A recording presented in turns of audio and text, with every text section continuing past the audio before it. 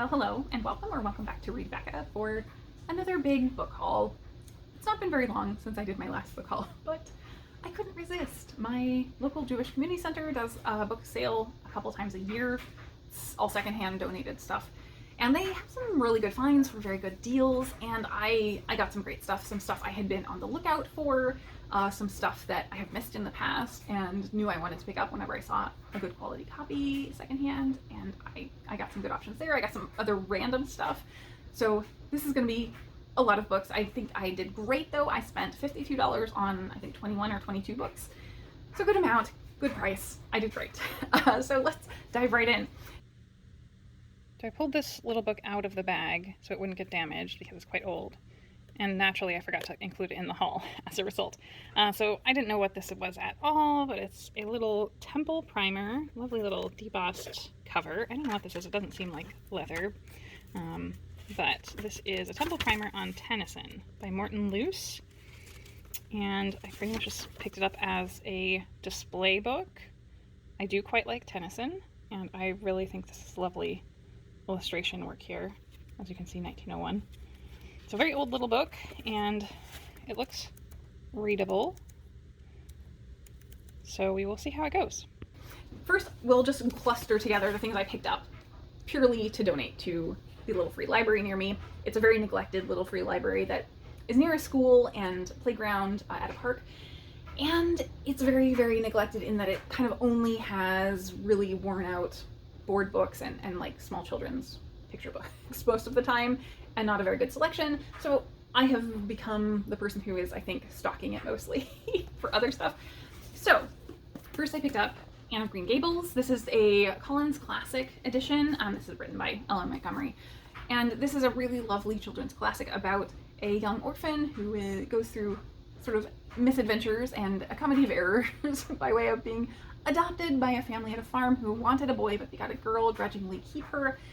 And then she has this wonderful life there and the adventures that she has, and her being this very dramatic red-headed child who grows up into a wonderful adult. And so this is not as nice as my edition, but I really like this edition as well. It has a little bit of front matter that I am going to read before I hand it over, but this is going straight to the little free library. Then one of my favorite authors, The Ocean at the End of the Lane by Neil Gaiman. This is more on the adult fiction end, but it's a short kind of tiny novella length story in the magical realist vein. One of my favorites. Well, I would say that probably about all of Gaiman's works, but I already have this version or this edition, so I am happy to pass that along. A Mirror Mended. This is actually the second in a Tor novella series by Alex Harrow.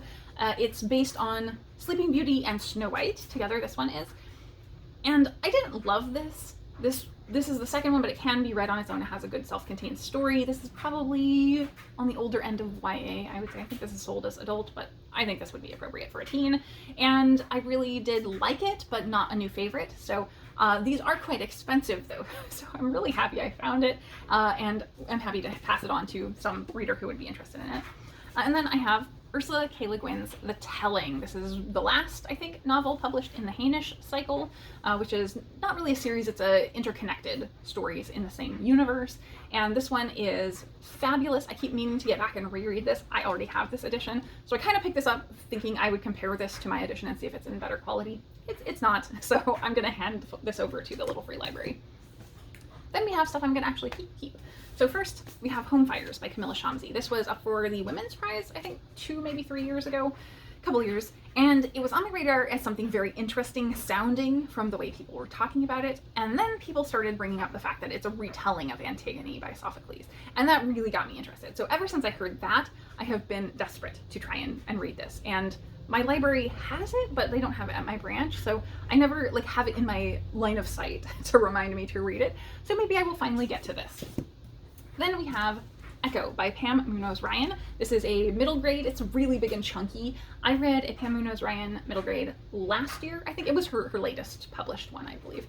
And it was okay. I enjoyed reading it. I don't regret reading it, but it's very much the kind of middle grade that's actually written toward the middle grade reader, less than the adult who's reading to them. And so I think it was okay for me. This one I'm going to give a try. If I don't wind up being super into it, I will take this to the little free library as well right away. Otherwise, I will read it and then take it to the Little Free Library. Okay, I moved forward slightly, so hopefully the lighting with the sun coming down is a little bit better. So this is The Coincidence Makers next by Yeov Blum. This has been on my radar since it released, in fact, and I've never seen anybody talk about it. This is definitely in that gray area of speculative fiction that's not quite any certain thing. We are following, I think, 3 characters who work for a secretive organization, and they show up places and set off coincidences that are sort of the inciting incident for major changes in people's lives, or charting the course of people's lives. So I think that sounds like a really interesting and kind of philosophical spec-fic premise, so I'm excited for that one. Next is one that probably requires no description, and that's The Poisonwood Bible by Barbara Kingsolver. I cannot talk today. This is an incredibly well-known book. Everybody has read it. I've seen it a million times at book sales and just not picked it up. This is a lovely hardcover of it. Usually you see the paperback. It's in great condition, so I'm super happy to see this. And that's why I picked it up. I have been wanting to read this for a while, and it is, I believe, about a missionary family in the Belgian Congo. It sounds really interesting, like it has a lot to say about processing the aspect of them being missionaries and what that means from, I believe, the daughters of the family's perspective. And then we have one that I don't know how enthused I am about. This is Isabel by Guy Gavriel Kay.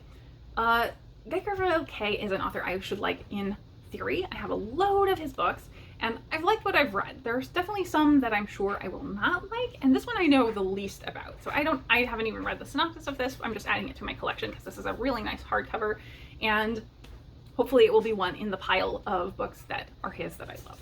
So that's through all the hardcovers. Onto the softcover nonfiction. I have The Gastronomical Me by M.F.K. Fisher. M.F.K. Fisher is kind of a food writer, I would say, and very insightful.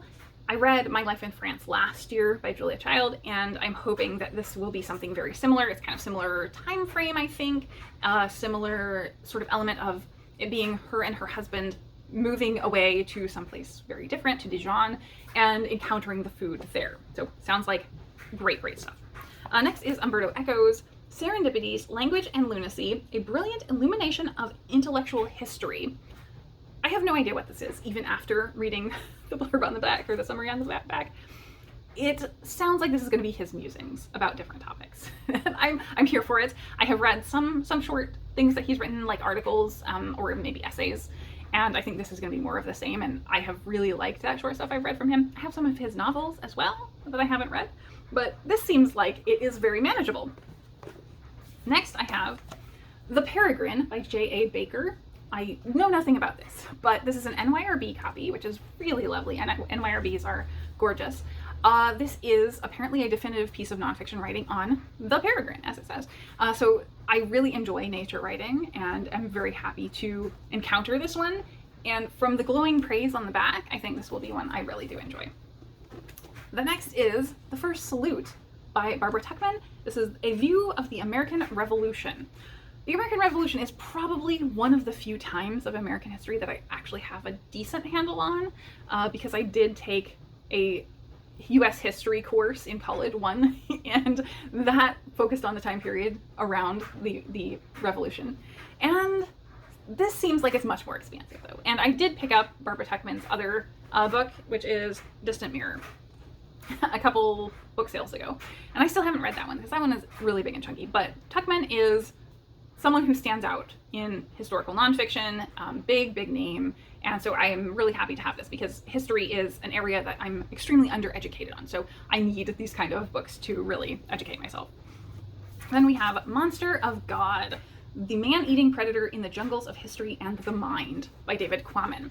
David Quammen is someone who writes science nonfiction that is constantly raved about by Doris from Aldi Books, and I have not read any of his work before, but it kind of makes me think that he is sort of for science writing what Michael Lewis is for journalistic writing in nonfiction. And I like that idea. Like, it seems like he writes very widely. His latest book is about COVID. So sounds like very interesting. This seems to obviously be about tigers. Then we have the fiction softcovers. We've got first Mission of Gravity by Hal Clement. If you are not aware, the wonderful channel, The Booklectic, is a huge, huge fan of Hal Clement. And I am not even familiar with this particular book. This is a sci-fi masterworks though from Glance. It's an older one. And so I'm happy to have this because this sounds like exactly my sort of thing, where maybe some of the Hal Clement that I've talked about was not as much. This one is on a uninhabitable planet, it seems, that is so cold and flat. It's a flat disk. And something crash lands there, and then these aliens come out, and you discover that they have to help out with this crash landing. So it seems very about alien adaptation, and one of the blurbs here says, "The best account of alien life on another planet" by Thomas M. Dish. So sounds very interesting. Next is Independent People by Halder Laxness. Halder Laxness won the Nobel Prize for this novel, and Halder Laxness is an author of kind of mundane stories, I think, but I've heard a couple of booktubers who I don't think are around anymore rave about how Halder Laxness is one of their favorite authors. And these were people that read very differently from me, but things that I like as well. And in that vein, that sort of niche, this seemed like it fit there. So I'm very happy to have my first Halder Laxness to pick up. And this one is, I think, about rural life, about a sheep farmer and the conflict with his daughter and them both wanting their independence. So sounds very much like my sort of slice of life-y reading that I like. Next one is the complete opposite of that.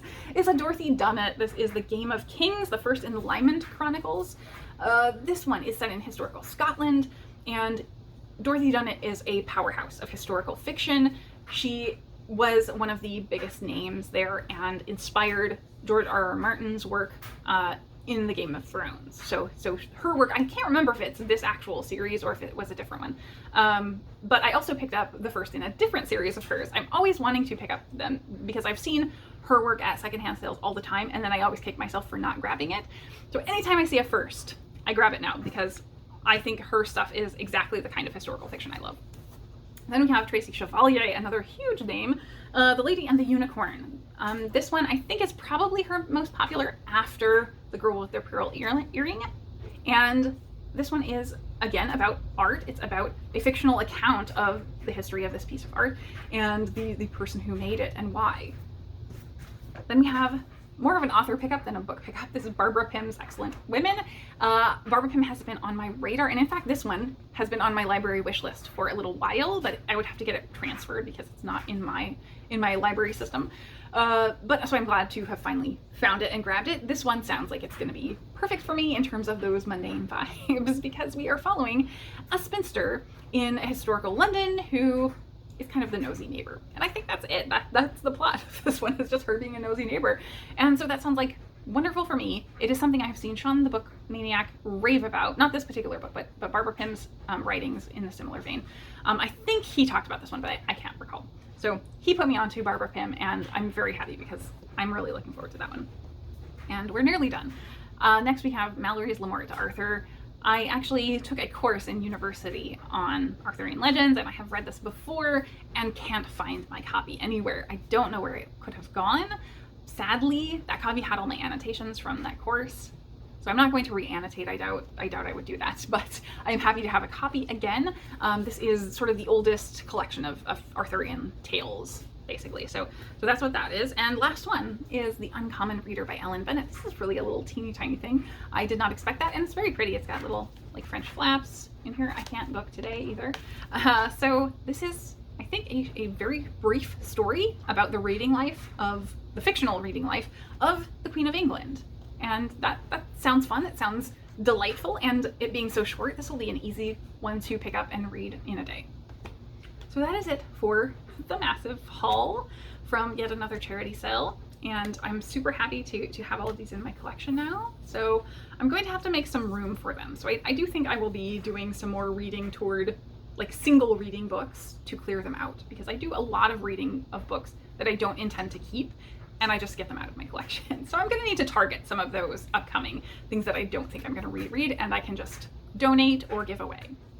So we're going to make some room on the shelf soon and not do any more hauls for a little bit. So that is it for me today. Thank you so much for watching.